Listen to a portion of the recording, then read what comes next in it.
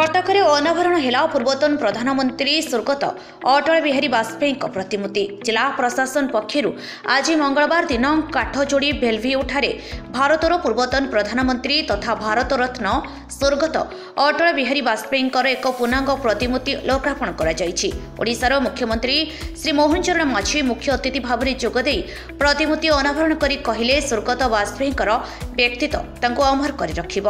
समग्र विश्व राष्ट्र मध्य प्रेम और बंधुता स्थापन करी विश्व में शांति प्रतिष्ठा करबा तांको जीवनर एकमात्र लक्ष्य थिला। केंद्र शिक्षा मंत्री श्री धर्मेंद्र प्रधान यह कार्यक्रम में सम्मानीय अतिथि भाव में जोगदे स्वर्गत वाजपेयी प्रति भक्तिपूत श्रद्धांजलि अर्पण करी कहले तांकर विचित्र कूटनीति समग्र विश्व को चकित करथिला। कौनसी राष्ट्र सहित बंधुतार हाथ बढ़ाई विश्व में शांति प्रतिष्ठा पाई से निरविच्छिन्न भाव प्रयास जारी रखिथिले।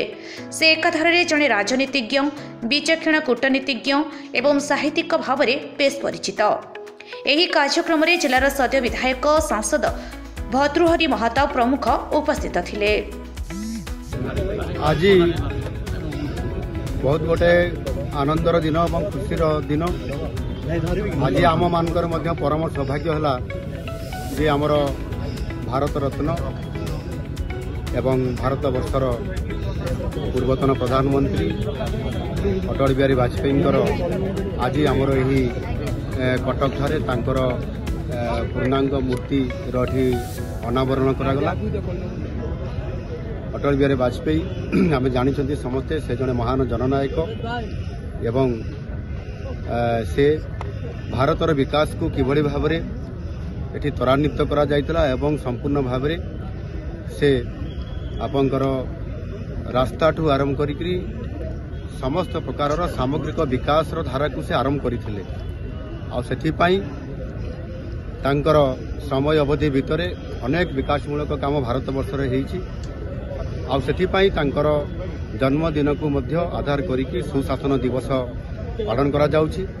आज आमर एठी कटक ठारे तांकर प्रतिमूर्ति पूर्णांग प्रतिमूर्ति एठी अनावरण करागला एवं एथिरे केंद्र मंत्री धर्मेंद्र प्रधान एवं आमर सांसद कटकर राज्यसभा सांसद एवं तांकर सहित मध्य आमर अनेक विधायकगण कल्चरल विभाग मंत्री समस्त एठी उपस्थित थिले। समस्त नेतृवृंद कटकर समस्त बुद्धिजीवी निश्चित भाव तांकर सुशासन दिवस को आधार करी आसंता काली मध्य तांकर सुशासन दिवस पालन करा जाउछि एवं जेहेतु तांकर जन्मदिन 100 वर्ष ये पूरण होगा जाउछि सेथिपाई जन्म शतवार्षिकी उत्सव मध्य आसंता काली ठारू ये कार्यक्रम होबार मध्य अछि।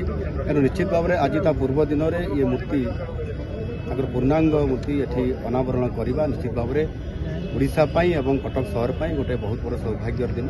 निश्चित भाव में आज एठी कटकर भाई मान द्वारा बहुत धन्यवाद देवी। ओडिशा रे राज्य सरकार संस्कृति विभाग तरफ मुख्यमंत्री कर कमल रे आमर ऐतिहासिक कटक शहर रे आमर प्रिय नेता भारत रत्न अटल बिहारी वाजपेयी गोटे पूर्ण अवयव आज ये लोकों दर्शन पाई लोकार्पित है उद्घाटन है। ये आम भितर से आज नहांती मोर बड़ भाई कटकर लोकप्रिय जननेता स्वर्गीय समीर देंकर हार्दिक इच्छा थिला जे कटक रे अटल जी गोटे सुंदर प्रतिमूर्ति स्थापित हो। अटल जी अवदान ओडिशार विकास पाई अतुलनीय। महाबात्या परे जेतेले ओडिशा रो अर्थनीति भूषुड़ी जाइथिला जनजीवन विपर्यस्त हो जाइथिला से समय अटल जी गोटे अस्वस्थी वाक्य ओडिशार विकास पाई अर्थर अभाव रहिबो नै सतिर अभाव नथिला से भलिया पूज्य महापुरुषंकर आज जेतेले शतवार्षिक आरंभ हबो जेतेले तांकर शताब्दी आमे पालन करिबा पई जाउचंती। ओडिशा रे प्रथम अटल बिहारी वाजपेयी मूर्ति सरकार द्वारा स्थापित है। यहाँ अत्यंत गौरवर विषय। आज अटल जी अनुजाई मानकर ओडिशा रे प्रथम थर कर सरकार है प्रत्यक्ष सरकार है। आज अवसर में पुणी आउ थे कटकर नागरिक बंधु मानक ओडिशार नागरिक बंधु मानक अभिनंदन जनाऊँ अटल जी मूर्ति को ये जगह देथिबारु ओडिशा सरकार को ओडिशार मुख्यमंत्री श्री मोहन माझी और संस्कृति विभाग मंत्री श्री सूरज सूर्यवंशी को धन्यवाद। कटकरू राधाकांत दासଙ୍କ रिपोर्ट ओडिश्री खबर।